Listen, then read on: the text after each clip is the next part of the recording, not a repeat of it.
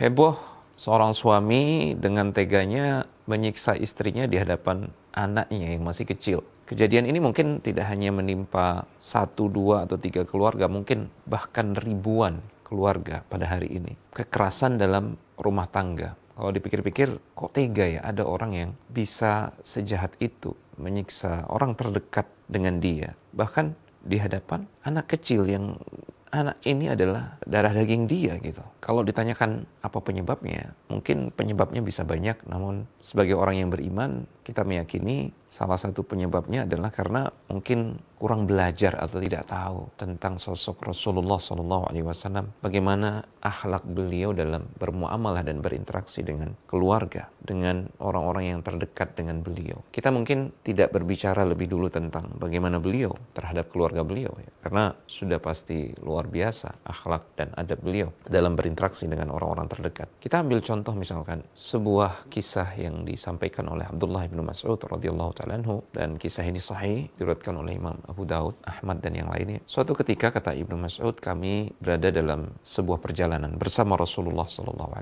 Kami beristirahat di sebuah tempat dan Rasulullah SAW keluar untuk satu keperluan. Disebutkan bahwasanya beliau keluar untuk buang hajat. Ketika itu kami mendapati ada sarang burung. Di dalam sarang burung itu kami dapati ada 2 anak burung yang masih kecil sekali, belum bisa terbang. Iseng kami mengambil 2 anak burung ini. Sebutkan bahwasanya burung ini adalah hummarah, sejenis burung pipit atau yang semisal dengannya. Kebetulan induknya lagi keluar. Yang ada adalah 2 anak hummarah yang masih kecil belum bisa terbang. Itu diambil. Faja'at ta'rishu. Tiba-tiba induknya datang. Kaget melihat kedua anak yang tidak ada. Burung kecil ini berteriak-teriak, terbang ke sana kemari, ketakutan dan gelisah. Tiba-tiba Rasulullah SAW datang mengetahui kejadian tersebut. Rasulullah SAW bertanya dengan nada sedikit marah, "Man faja'a hadhihi biwaladiha?" Siapa yang sudah mengagetkan burung kecil ini? Dia kehilangan anaknya. Siapa yang telah menjadikan burung kecil ini bersedih karena kehilangan anaknya? Raddu waladaha ilaiha. Kembalikan anaknya. Luar biasa rahmat Rasulullah SAW. Jika demikian rahmat beliau kepada binatang yang kecil, maka bisa dibayangkan bagaimana rahmat beliau kepada manusia yang beriman yang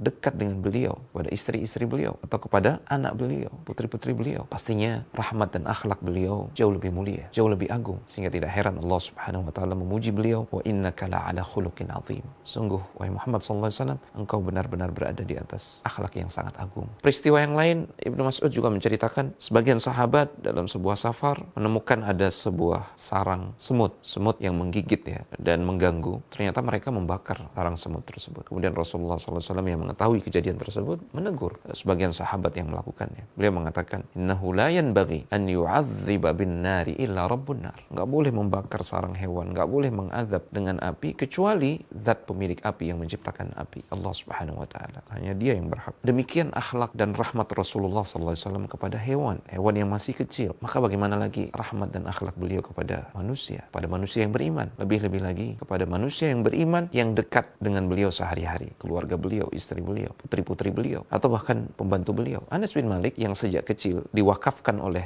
orang tuanya Abu Talha Al-Ansari dan juga Ummu Sulaim radhiyallahu ta'ala anhum jami'an, dan Anas bin Malik telah berkhidmah membantu Rasulullah SAW selama 9 tahun sejak dia masih kecil. Beliau mengatakan, "Kana Nabi SAW min ahsanin nasi khuluqa." Nabi SAW itu adalah manusia yang paling mulia, paling baik akhlaknya. Bahkan Anas bin Malik menceritakan, selama 9 tahun aku berkhidmah, beliau nggak pernah marah sekalipun. Beliau nggak pernah membentak aku. Beliau tidak pernah berkata terkait hal-hal yang aku perbuat, "Kenapa kamu seperti ini?" Nggak pernah. Terkait hal yang tidak aku kerjakan, Rasulullah SAW tidak pernah juga mencela aku. "Kenapa kamu nggak begini dan begitu?" Luar biasa akhlak Rasulullah SAW. Nah, kita sebagai seorang mukmin, seorang yang mengaku umat Muhammad SAW, kita perlu tahu bagaimana akhlak Rasulullah SAW. Yang dengan itu kita berharap kita bisa menjadikan beliau sebagai qudwah. Permasalahan kita pada hari ini adalah ketika sebuah keluarga jauh sekali dari pengetahuan tentang Rasulullah SAW, tentang adab dan akhlak beliau. Jauh sekali mereka dari ilmu tentang bagaimana Rasulullah SAW berinteraksi, rahmat beliau dengan orang-orang yang berada di sekitar beliau. Orang yang mengetahui tentu tidak sama dengan orang yang tidak mengetahui. Maka kita perlu berilmu tentang sunnah dan kepribadian Rasulullah SAW. Semoga dengan itu kita termotivasi, terdorong untuk memperbaiki diri. Jadilah pengikut Muhammad SAW